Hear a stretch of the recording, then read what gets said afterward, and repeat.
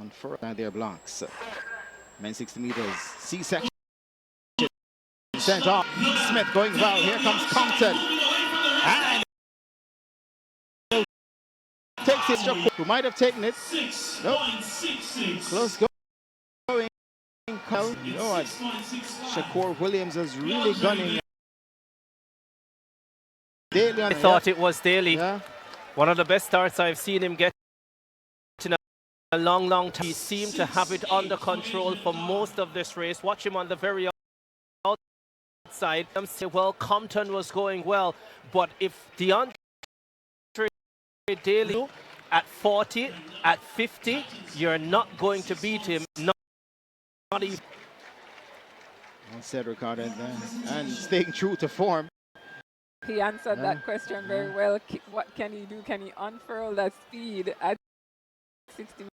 He did so. That. Yeah, and it's good. It's good to see him, Ricardo, run out here.